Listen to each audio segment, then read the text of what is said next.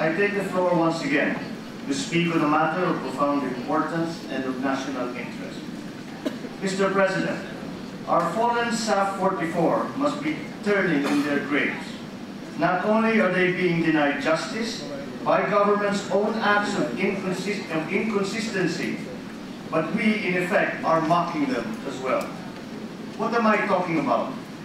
I am talking about the quest for justice of the widows and families of our fallen SAF 44. I am talking about General Alan Purisima. Nakausap ko po kamakailan ang mga naulila at kaanak ng ating SAF 44. Sa kabila ng mga pangakong napako, pilit pa rin nilang inuunawa ang kakulangan ng ating pamahalaan. Hindi po mahalaga sa kanila ang anumang pinansyal na tulong mula sa ating gobyerno. May tiwala sila sa sarili nilang kakayahan at sa ating Panginoon na hindi sila pababayaan. Iisa lamang ang pinakamahalagang dalangin nila, hustisya. Subalit, paano nila makakamtan ang inaasam na hustisya kung ang taong responsable sa palpak na Oplan Exodus ay lantarang binibigyan ng special treatment? Paano natin sila mabibigyan ng hustisya kung ang tao sa likod ng Oplan Exodus na siyang nagdala sa ating SAF 44 sa kanilang hukay ay papayagang bumalik sa kapulisan at sa posisyon ng kapangyarihan? Sa kabila ng katakot-takot na batikos mula sa taong bayan at ng mga mabibigat na akusasyon, tuloy pa rin ang kapit ni General Purisima sa kapangyarihan. Tila malakas ang kapit sa Pangulo. Nasaan ang hustisya? Tomorrow, former PNP Chief Alan Purisima, one of the primary planners of the bloody Mamasapan incident, will return to active duty from his 6-month suspension by the Ombudsman on charges of graft. How in heaven's name can we even allow this man to remain as a police officer? Why can we not do the decent thing and remove Purisima and haul him to court for leading our SAF 44 to their graves? I was one of those who applauded our president when he went on live television on February 6 to announce that he was accepting the resignation of General Purisima. Mabigat daw sa kalooban ng Pangulo ang natanggapin ng pagbibitiw ni Purisima.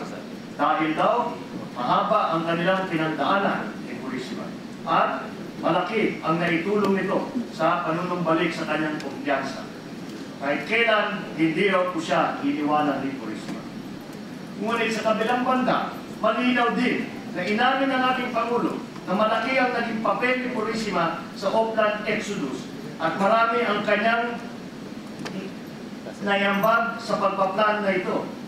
Kaya nga raw po, gaano man ito kasakit sa kanya, malinaw na tinanggap ng ating Pangulo ang pagbibitiw ni Purisima effective immediately.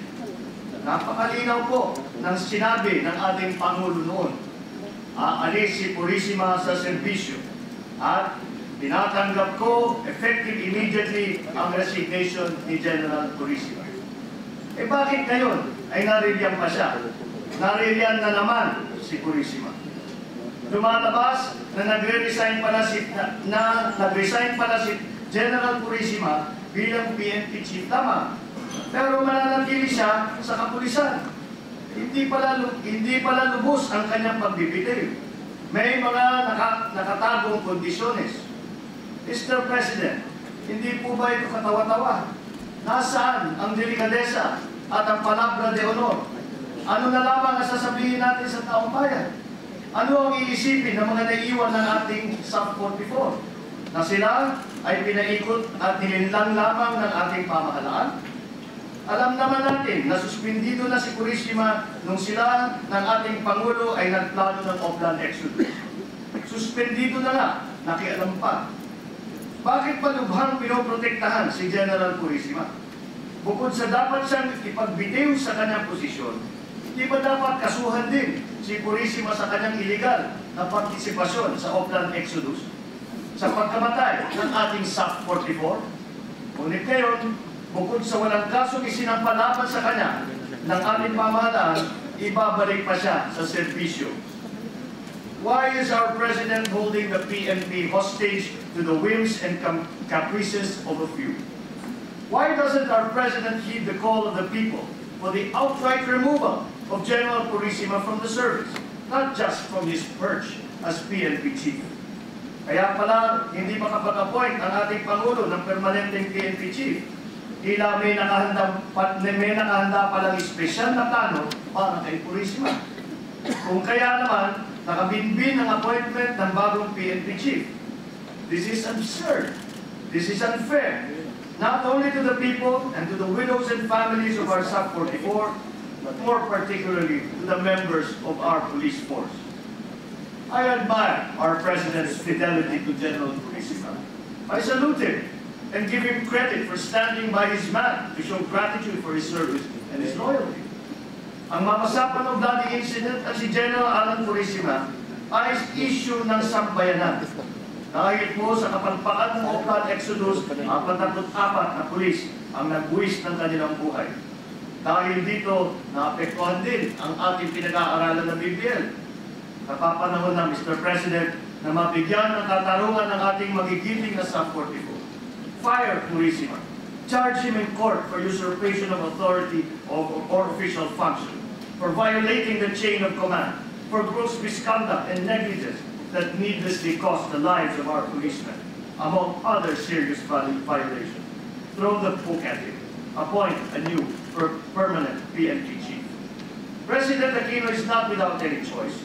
General Purisima had voluntarily resigned, and there is nothing in our civil service laws or the PNP law that prohibits the President from permanently appointing a new chief of the PNP who must, as such, be able to lead with moral ascendancy and completely and effectively discharge the mandates of the office for the benefit of the PNP and its brave men and women. There have been several discussions that the PNP can only have one 4-star general at any given time. That will be he who occupies the position of PNP Chief. In the first place, however, our laws could not have been intended to tie the hands of the Chief Executive or to hold the nation hostage under the present circumstances. To assert otherwise would simply be to advance a position contrary to sound reason and logic. In the second place, the PNP law clearly provides the chief of the PNP shall be appointed by the President from among the senior officers down to the rank of Chief Superintendent, subject to the confirmation by the Commission on Appointments. In any event, Congress has intended and has done its best to professionalize our police force. The PNP law is clear that its organization should ensure accountability and uprightness in police exercise of discretion. Mr. President, ang issue ng Mama Sapano Massacre at ni General Purisima ay hindi po usapang sa pagitan ng magkaibigan lamang. Hindi po maaari na ang ating Pangulo at si Purisima lamang ang nag-uusap at nagkakasundo tungkol sa issue ng Mama Sapano Massacre at ng kanyang pagbibitiw. Ang buong sambayanan ay kasama sa usapang ito. Kinabukasan natin lahat ang nakataya dito. Mr. President, please listen to the call of the widows of our fallen Sub-44. Please heed the pleas of our people to remove General Purisima from the service and to bring the killers of our fallen policemen to justice and for their mementos and personal belongings returned to their loved ones.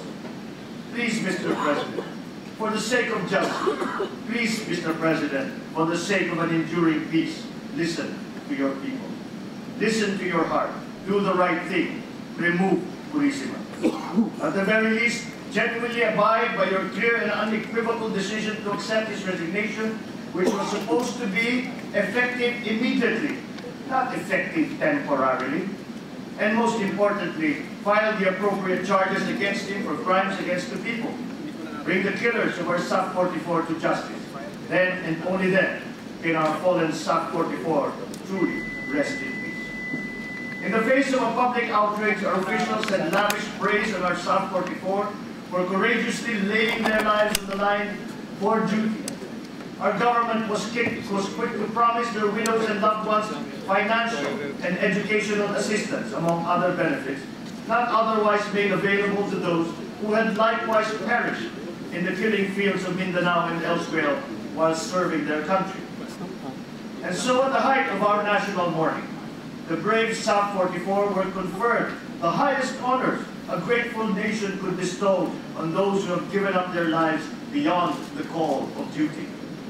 But Mr. President, the greatest honor we can bestow on our fallen heroes is an enduring and equitable peace in Mindanao.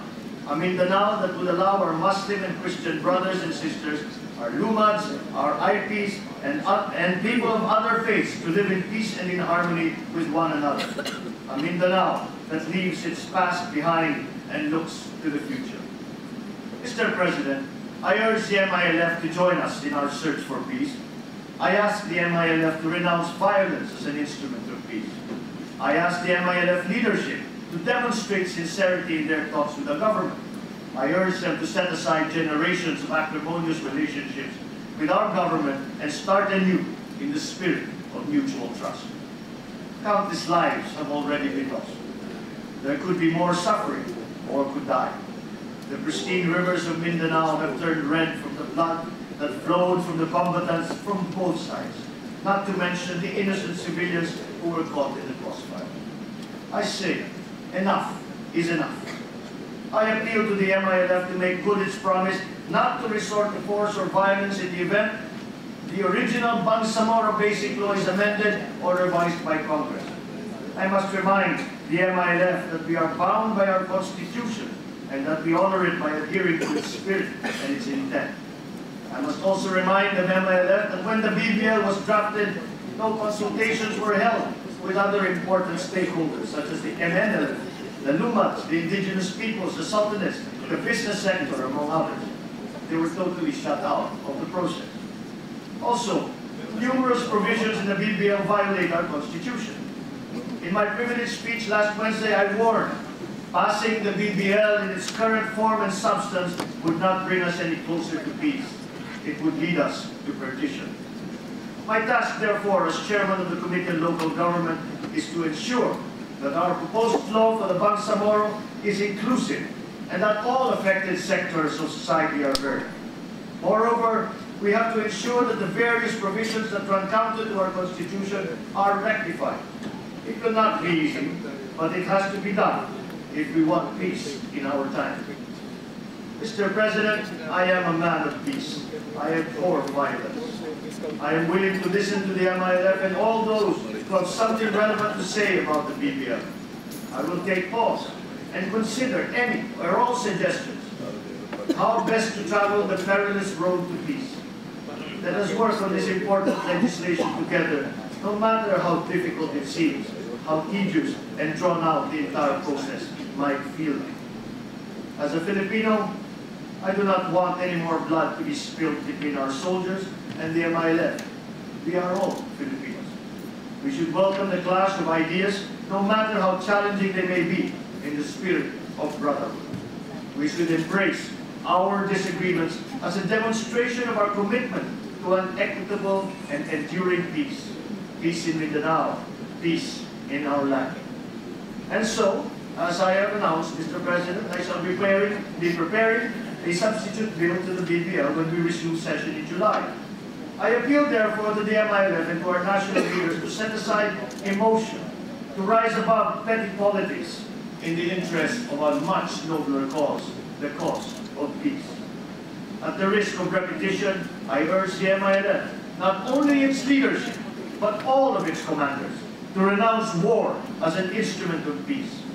I challenge the MILF to demonstrate their sincerity in achieving peace by helping our Department of Justice in the speedy investigation of the Mama Sapano massacre. I challenge the MILF leadership to identify and bring the killers of our SAP 44 to justice. I challenge the MILF to demonstrate that they are our partners for peace by bowing to the force of reason rather than the reason of force. I invite the MILF to join me and the Filipino people in helping craft a document of peace that is consistent with the laws of our land. A document that will give our Muslim brothers and sisters an autonomous region of Muslim Mindanao that is inclusive and beneficial to all. I expect a passionate and heated debate to follow, but we should welcome them. I would rather that we in the MILF and all the other armed groups talk, and talk in the hope of agreement than resort to violence and forever be in disagreement. War is not an option. It never is. It never will be. May the good Lord smile upon us, and may He grant us our wish for a peaceful, progressive Mindanao. Maraming salamat po. Thank you, Mr. President.